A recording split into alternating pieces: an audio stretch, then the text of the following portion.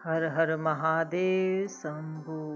भक्तजनों, कल हमने साध्य साधन आदि का विचार तथा श्रवण कीर्तन और मनन इन तीन साधनों की श्रेष्ठता का प्रतिपादन अध्याय 3 और 4 में किया था।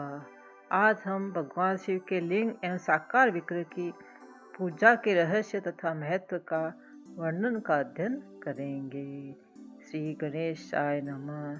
सूची कहते हैं, सोनक, जो श्रवण कीर्तन और मनन इन तीनों साधनों के अनुष्ठान में समर्थ न हो, वह भगवान शंकर के लिंग एवं मूर्ति की स्थापना करके नित्य उसकी पूजा करे तो संसार सागर से पार हो सकता है। वंचना अथवा छल न करते हुए अपनी शक्ति के अनुसार धनराशि ले जाए और उसे शिवलिंग अथवा शिव मूर्ति की सेवा के लिए अर्पित कर दें। साथ ही निरंतर उस लिंग एवं मूर्ति की पूजा भी करें। उसके लिए भक्ति भाव से मंडप, गोपुर, तीर्थ, मठ एवं क्षेत्र की स्थापना करें तथा उत्सव रचाएं। वस्त्र, गंध, पुष्प, धूप, दीप तथा पुआ और शाक आदि व्यंजनों से युक्त भांति भांति के भक्ष्य भोजन अन्न नैवेद्य के रूप में समर्पित करें। छत्र, ध्वजा, व्यंजन, चामर तथा अन्य अंगों सहित राजोपचार की भांति सब सामान भगवान शिव के लिंग एवं मूर्ति को चढ़ाएं। प्रदक्षिणा, नमस्कार तथा यथाशक्ति जप करें। आह्वान से लेकर विसर्जन तक सारा कार्य प्रतिदिन भक्ति भाव से संपन्न करें। इस प्रकार शिवलिंग अथवा शिव मूर्ति में भगवान शंकर की पूजा करने वाला पुरुष श्रवण आदि साधनों का अनुष्ठान न करें तो भी भगवान शिव की प्रसन्नता से सिद्धि प्राप्त कर लेता है। पहले के बहुत से महात्मा पुरुष लिंग तथा शिव मूर्ति की पूजा करने मात्र से भव बंधन से मुक्त हो जाते थे। ऋषियों ने पूछा, मूर्ति में सर्वत्र देवताओं की पूजा होती है, परंतु भगवान शिव की पूजा सब जगह मूर्ति में और लिंग में भी क्यों की जाती है? सुची ने कहा, मुनीश्वरों, तुम्हारे यह प्रश्न तो बड़ा ही पवित्र और अत्यंत अद्भुत है। इस विषय में महादेव जी ही वक्ता हो सकते हैं। दूसरा कोई पुरुष कभी और कहीं भी इसका प्रतिपादन नहीं कर सकता। इस प्रश्न के समाधान के लिए भगवान शिव ने जो कुछ कहा है और उसे मैंने गुरु जी के मुख से जिस प्रकार सुना है, उसी तरह क्रमशः वर्णन करूंगा।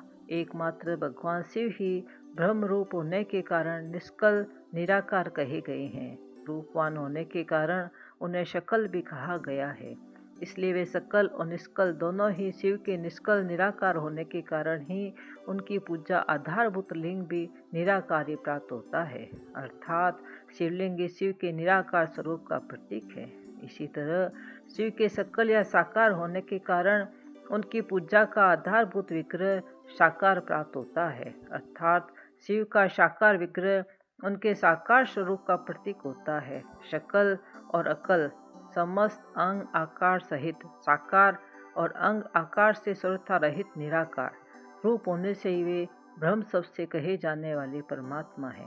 यही कारण है कि सब लोग लिंग निराकार और मूर्ति साकार दोनों में ही सदा भगवान शिव की पूजा करते हैं। शिव से भिन्न जो दूसरे देवता हैं, वे साक्षात ब्रह्म नहीं हैं, इसलिए कहीं भी उनके लिए निराकार लिंग नहीं उपलब्ध होता है। पूर्व काल में बुद्धिमान ब्रह्मपुत्र सनत कुमार मुनि ने मंदराचल पर नंदीकेश्वर से इसी प्रकार प्रश्न किया था।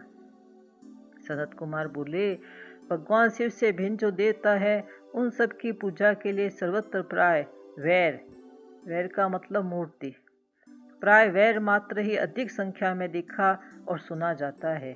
केवल भगवान शिव की ही पूजा में लिंग और वैर दोनों का उपयोग देखने में आता है। अतः कल्याणमय नंदीकेश्वर, इस विषय में जो तत्व की बात हो उसे मुझे इस प्रकार बताइए, जिससे अच्छी तरह समझ में आ जाए। नंदीकेश्वर ने कहा, निष्पाप ब्रह्म कुमार, आपके इस प्रश्न का हम जैसे लोगों के द्वारा कोई उत्तर नहीं दिया जा सकता, क्योंकि यह गोपनीय विषय है और लिंग साक्षात ब्रह्म का प्रतीक है। तथापि आप शिव भक्त हैं, इसलिए इस विषय में भगवान शिव ने जो कुछ बताया है उससे ही आपके समक्ष कहता हूँ। भगवान शिव ब्रह्म स्वरूप और निष्कल है, इसलिए उनकी पूजा में निष्कल लिंग का उपयोग होता है। संपूर्ण वेदों का यही मत है। सनत कुमार बोले, महाभाग योगेंद्र, आपने भगवान शिव तथा दूसरे देवताओं के पूजन में लिंग और वैर के प्रचार का जो रहस्य विभाग पूर्वक बताया है वह यथार्थ है। इसलिए लिंग और वैर की आदि उत्पत्ति का जो उत्तम वृत्तांत है उसी को मैं इस समय सुनना चाहता हूँ। लिंग के प्राकट्य का रहस्य सूचित करने वाला प्रसंग मुझे सुनाइए। इसके उत्तर में नंदीकेश्वर ने भगवान महादेव के निष्कल स्वरूप का लिंग के आविर्भाव का प्रसंग सुनाना आरंभ किया। उन्होंने ब्रह्मा तथा विष्णु के विवाद, देवताओं की व्याकुलता एवं चिंता, देवताओं का दिव्य कैलाश शिखर पर गमन, उनके द्वारा चंद्रशेखर महादेव का स्तवन, देवताओं से प्रेरित हुए महादेव जी का ब्रह्मा और विष्णु के विवाद स्थल में आगमन तथा दोनों के बीच में निष्कल आदि अंतरहित भीषण अग्नि स्तंभ के रूप में उनका आविर्भाव आदि प्रसंगों की कथा कही। तदंतर श्री ब्रह्मा और विष्णु दोनों के द्वारा उस ज्योतिर्मय स्तंभ की ऊंचाई और गहराई का था लेने की चेष्टा एवं केत की पुष्प के साप वरदान आदि के प्रसंग भी सुनाए। इति श्री अध्याय 5 और 6 संपूर्ण। हर हर महादेव शंभु।